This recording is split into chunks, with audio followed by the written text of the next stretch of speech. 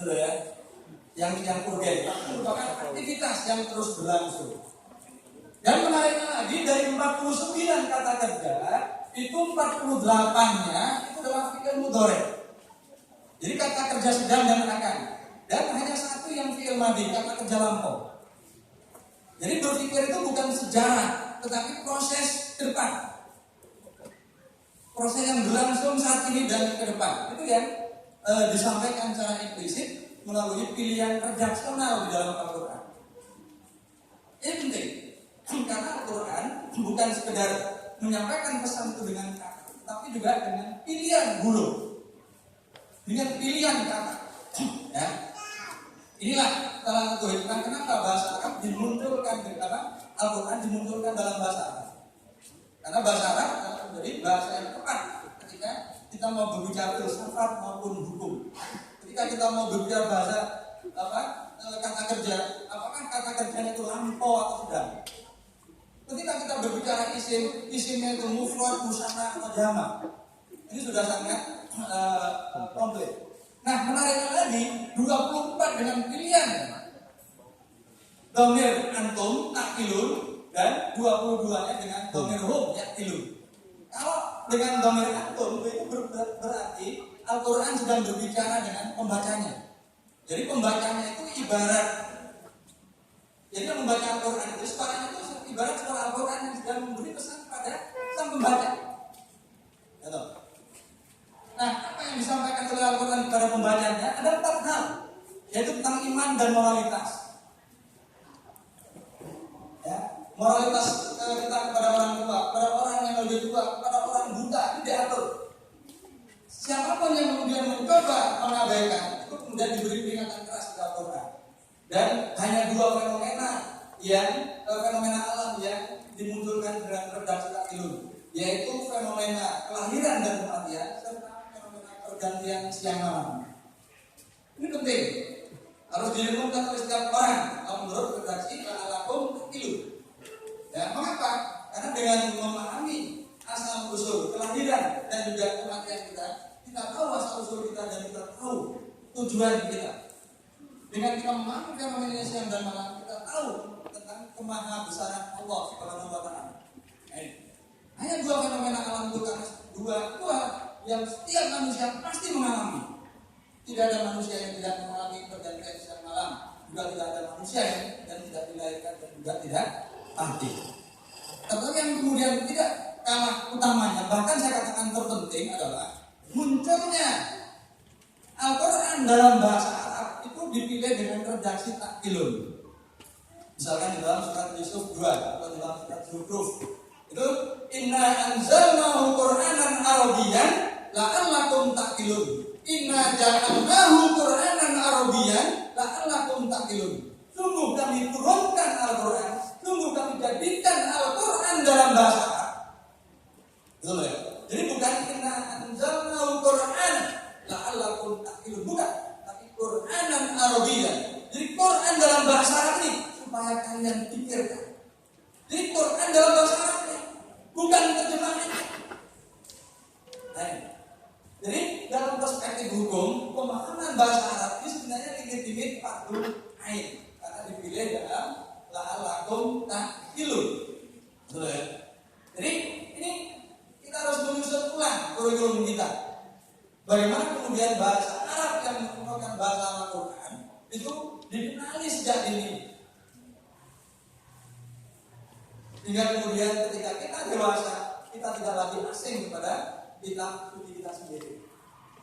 Apalagi sekarang, ya, produk teknologi juga tidak bisa dilepaskan dari bahasa Arab. Kita sekarang punya Maktabah Syamilah. Ini perpustakaan online. Maktabah Syamilah ini ada ratusan ribu judul kitab. Kalau kita print kemudian menjadi hard copy, kita akan punya perpustakaan seperti yang disebutkan oleh Ibu Rita tadi. Ya, perpustakaan bahkan sampai 7 rantai. Dan aku ngisi kitab yang ada dalam Maktabah Syamilah. Dan sudah ratusan ribu judul kitab di situ. Dan kemudian setiap kitab itu kemudian ada berapa judul? Misalnya tafsir Jawahir itu ada 11 yang tebal-tebal. Tafsir Ar-Razi itu ada 13 tebal-tebal. Nah ini baru tafsir. Belum lagi kita futuhat Makkiyah dari Ibnu Arabi atau Madinatul Farid, Madinatul Fadilah dari Al-Arabi. Nah seperti ini. Ya. Maka bahasa Arab menjadi model. Kalau tidak, akan kemudian menjadi sampah, menjadi virus di laptop kita dan lainnya, laptop dan komputer kita habis untuk main game. Ya. Jadi ini mudah-mudahan kalau kita tidak belajar bahasa Arab tidak punya fasilitas yang ada tidak memanfaatkan. Ini kalau yang takilun ada 24 ayat. Yang yakilun itu ada 22 ayat. Kalau yakilun itu domainnya home, berarti Al-Quran sedang berbicara pihak ketiga. Apa yang dikatakan oleh Al-Quran tentang pihak ketiga? Ini detailnya dalam pemahaman diantaranya 8 ayat diantaranya itu tentang fenomena alam. Jadi pemahaman fenomena alam diciptakan oleh Al-Quran itu digambarkan sebagai pihak ketiga. Artinya apa? Diciptakan sebagai kita harus ada sekelompok pemikir, kelompok yakilun, orang yang penuh analis ilmuwan. Ilmuwan tentang apa? Detailnya adalah harus ada di antara kita yang ahli dan menikmatkan hidup kita untuk memahami fenomena hilal. Sebab kalau tidak ada yang ahli hilal, maka kita tidak mungkin membangun kota pencakar langit. Kenapa? Karena baru mencapai 2 lantai yang kita bangun sudah ada petir. Ya, maka semua tukangnya akan hangus di sini. Dan proyek dibatalkan. Harus ada yang ahli petir, ahli hilal. Harus juga ada ahli yang bumi, bulan dan matahari. Bagian-bagian bumi ini bagus untuk semangka, ini bagus untuk mentimun, gitu ya. Ini bagus untuk apa? Campurannya es campur itu belewa dan seterusnya. Harus ada ahlinya. Ini Quran, pesan Quran harus ada yang ahli arah angin.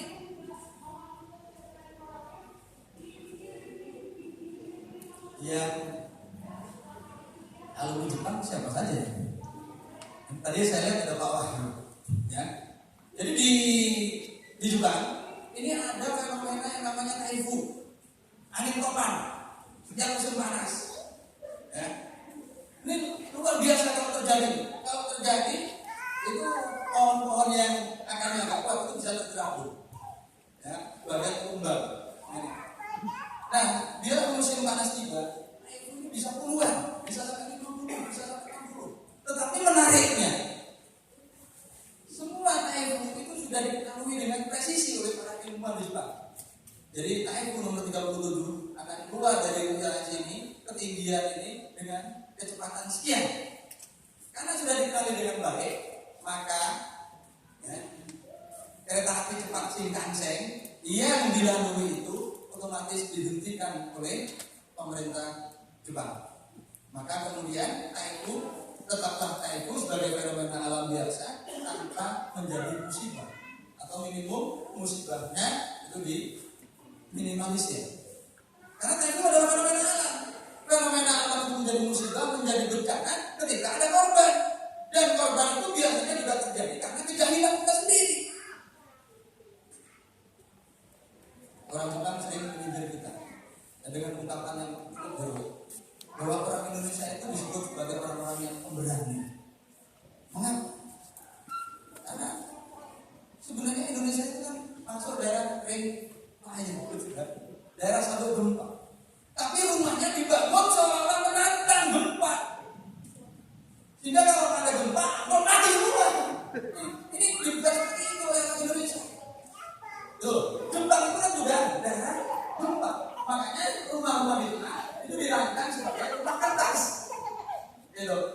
Jadi rumah-rumah di Jepang itu rumah kertas. Saya pernah 5 tahun tinggal di Jepang, rumahnya rumah kertas. Jadi kamarnya tuh dari kertas. Anak saya mau tinggal di sana, begitu sudah bisa makan, maka dinding rumah itu udah ronggok. Jadi gak bagus juga untuk pengantin muda. Nah, kalau kita bawa ponakan kan ya bagus, karena rumahnya kertas. Nah itu apa? Sebab kalau gempa datang, pernah. Jadi kalau di situ, kalau kemarin itu joget-joget, jalan. Lalu televisinya lompat, saking tingginya gempa.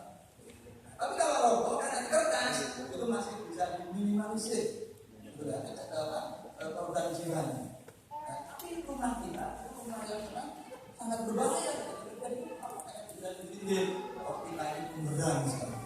Hidup di dalam tempat tapi rumahnya dirancang seperti menantang gempa. Ya. Itu bahasa halusnya Jepang ya, untuk menyebutkan bahwa betapa kita itu kok jahil sekali. Ya. Gempa kok dilabang. Seperti itu. Jadi harus ada yang ahli. Itu. Nah, di sini ada Prof. Umar, Prof. Satria yang memang bidangnya bidang kebunnya. Kemudian juga minuman anggur, kapal laut. Kita sebagai negara kepulauan khususnya harus banyak ahli kapal laut. Sebab kalau tidak, produk-produk dari berbagai daerah itu tidak bisa dikirim. Suatu hari bulan yang tahun kemarin bulan September, saya mau pergi ke satu dari dua pulau dengan kadar yang tertinggi di dunia. Satu pulau di laut Mati, satu lagi di Pulau Madura, timur Pulau Madura. Itu Pulau Gilia. Saya mau ke sana hari Kamis. Karena hari Sabtu itu ternyata pasaran di Sabtu, pasaran hewan. Nah, sebelum saya menyeberang ada kapal kecil ya. Apa? Ya, kapal kecil seperti kapal tempel gitu. Ternyata kemudian di situ dilempar sapi. Ya, saya kaget. Kemudian dilempar. Itu mau diseberangkan dari Pulau Sapudi. Ya sekitar 3 jam kalau nyebrang dari Madura. Itu ternyata saya tunggu 15 belum selesai, 20 belum selesai, 25 belum selesai. Ternyata jumlahnya sekitar 50 sapi. Itu udah Bapak, kalau kita nggak punya kapal laut, kita nggak bisa kirim sapi itu keluar pulau. Nggak mungkin kan sapi itu dikirim pakai pesawat udara, nggak mungkin.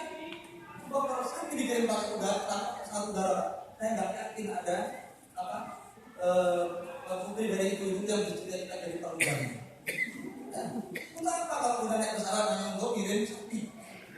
Ya, itu. Demikian juga dengan produk-produk berat itu nggak mungkin pakai transportasi udara, harus pakai kapal laut. Itu adalah Al-Quran. Itu adalah pesan Al-Quran. Jadi ketika kita membuat kapal itu bukan hanya keperluan material semata, tapi itu sekaligus instruksi dari Al-Quran. Dan kalau kita menguasai kapal seolah-olah kita pewaris dari ilmunya Nabi Nuh alaihissalam. Nah, Quran itu adalah wahyu yang disampaikan kepada Nabi Nuh. Pemahaman ilmuwan pun harus kita rombak. Menurut Fatir 272829, ilmuwan itu yang takut kepada Allah selain menguasai hukum agama kitabullah, selain kemudian berinfak hukum sosial, juga orang-orang yang memahami fenomena dan hukum alam. Itu disebut di ayat 27. Jadi sebenarnya pemahaman ulama menurut Fatir 272829 adalah mereka yang memahami hukum alam, hukum sosial, dan juga hukum agama. Jadi dengan pemahaman, dengan sistem yang tepat, sebenarnya ini juga bukan hal yang tidak mungkin, gitu loh ya, untuk melahirkan ilmuwan ahli fikih, tetapi yang punya latar belakang matematik yang kuat. Masa lalunya matematiknya 9 atau 10. Itu bukan hal yang mustahil. Jadi yang ahli fikih bukan orang-orang yang gagal masuk ITB, kemudian masuk IAIN, bukan. Ini adalah pemahaman yang salah, pemahaman parsial yang harus dikoreksi menurut surat Fatir 27, 28 dan 29. Ya. Di dalam buku saya menggambarkan relasi Islam dan Sains dalam bentuk yang sangat sederhana. Yang serius-serius dari kita bahas oleh para ilmuwan seperti yang tadi disinggung oleh Prof. Umar, yaitu seperti Jawaban Sadar. Ya. Nah, saya menangkap ada 3 relasi antara sains dan Islam. Yang pertama adalah Islamisasi sains, yang kedua adalah saintifikasi Islam, dan yang ketiga adalah sains Islam. Islamisasi sains, ya, selama ini yang kita tangkap secara umum itu sebenarnya adalah sains yang ada kemudian dicari-cari dalilnya. Kan pemahaman paling gampangnya kan itu. Atau biasa kita sebut realisasi. Ya, yang terjadi itu. Nah, jadi yang terjadi di permukaan seperti itu, realisasi. Ya. Jadi ibaratnya, contohnya kita beri contoh dulu, nanti ibaratnya, ya. Ini yang kita bahas tadi. Ini yang sudah kita bahas tadi. Ini yang harus karena kita menerima materi tidak tidak diciptakan. Maka dalam skala luas kemudian kita sampai pada pemahaman yang bahkan diterima oleh orang sekaliber Syekh Al-Mukarram Albert Einstein. Ya. Jadi Einstein ini adalah ulama terbesar di abad 20. Jadi dia itu kalau dalam bahasa Arabnya itu gelarnya adalah Hadratus Syekh. Kenapa? Karena semua ulama ilmu at-tabi'iyah, jadi para sarjana fisika itu menjadikan Albert, menjadikan Einstein itu rujukan utamanya pada waktu itu. Jadi dianggap kebenaran. Nah, belakangnya Einstein itu kemudian menerima opini publik yang mengatakan bahwa jagat raya itu abadi, jagat raya itu adanya seperti sekarang, di masa lalu tak hingga dan juga di masa depan tak hingga. Jadi tidak ada awal dan tidak ada akhir. Alam semesta itu seperti adanya sekarang ini, itulah alam semesta statik. Ya, nah, mestinya kita sadar, kita di dalam Al-Quran punya ayat yang mengatakan wassama'a banainaha bi'aidin wa innahu lamusibun. Sungguh telah kami bangun langit dan kami luaskan. Jadi itu langit luas. Langit diluaskan, jadi langit mengembang. Tapi pada waktu itu kita tidak percaya diri. Yang datang pada Hadratus Syekh Al-Albert Einstein. Ya, kemudian membiarkan Einstein ini mencari-cari suatu konstanta untuk membuat solusi yang membenarkan pandangan masyarakat luas, yaitu alam semesta statik. Jadi Einstein itu dipandu oleh opini publik sebenarnya, bukan oleh sesuatu yang objektif. Jadi di sini ini contoh bahwa ilmu itu tidak sepenuhnya objektif, gitu. Ya. Jadi ketika Einstein mencari konstanta yang disebut vakum konstan sekarang itu adalah apa? Einstein dipandu, dituntun, didorong oleh keyakinan masyarakat luas, masyarakat awam yang menyebutkan bahwa jagat raya itu abadi. Betul, ya? Nah ini, sampai kemudian ya, teori menyebutkan bahwa teori kuantum sampai pada pemahaman bahwa ada materi antimateri. Kalau materi ketemu antimaterinya, maka materi itu akan musnah. Dan sebaliknya, kalau tidak ada materi, ada cahaya dengan energi yang cukup, ya itu bisa kemudian berakhir dan ketika materi dan antimateri. Itu perkembangan teori kuantum. Jadi materi bisa tercipta, bisa musnah, kemudian ditarik dalam skala luas, berarti jagat raya itu bisa dan berakhir. Kita terang dan punya konsep yang namanya the expanding universe. Betul ya? Nah, maka teori ini lebih dekat kepada pemahaman Al-Quran. Tetapi kemudian kita katakan ilmu ini lahir bukan dari lahir Islam. Karena itu perlu diislamkan. Islamisasi di sini kemudian ditempel di ayat seperti itu. Karena apa? Karena orang Jepang, ya, atau orang Eropa dalam beberapa hal itu kan sudah lebih Islami daripada orang Islam. Seperti apa yang dikatakan oleh Muhammad Abdul ketika datang ke Paris. Saya tidak Islam di sini, ya, tapi saya tidak lihat Muslim. Sebaliknya di negara saya di Mesir, saya lihat Muslim, tapi tidak saya lihat Islam. Kan seperti itu. Muslim bersadar, tapi kelakuannya, itu. Ya, nah kelakuannya itu ada di Eropa. Nah orang Jepang tidak seperti itu. Kalau bekerja disiplin, ya, kalau janji ditepati, tapi belum pada sadar kan itu. Maka perlu disadarkan bahwa menjadi Islam itu dalam analogi ini, maka kemudian ilmu ini dijadikan dalilnya, betul ya? Ya memang kelihatannya naif, tapi itu sudah cukup memuaskan itu orang baru.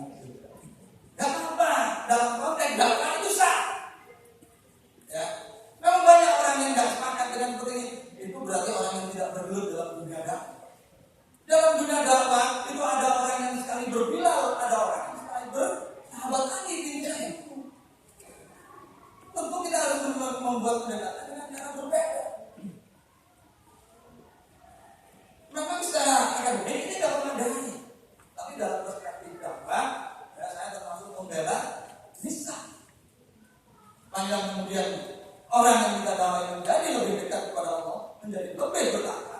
Lo kenapa tidak? Itu masalah. Ya. Nah, memang bagi agama tidak cukup. Ini dalilnya seperti ini. Ya, ini. Nah, kalau saintifikasi Islam itu dijelaskan sainnya, itu ya. Itu. Contohnya begini, beberapa. Barangkali ibu, ya, bapak-bapak sudah ke beberapa kali umroh, ya, atau juga sudah pernah haji. Kalau kita datang ke Masjid Nabawi atau Masjidil Haram, ya, kita akan datang, kita akan sholat berpepet-pepetan bapak, berapat-rapat dengan orang-orang yang pakai jubah. Tapi sebelum sholat dimulai, dia keluarkan senjata dari saku. Ternyata tidak kiwa, kemudian dia gosok-gosokkan, lalu dimasukkan ke sakunya. Nah, tidak semua kita familiar dengan itu. Ya, mungkin kita di sebelahnya tidak biasa. Ini pengen pindah. Ya. Tapi kalau sudah nggak beda lagi, udah sambil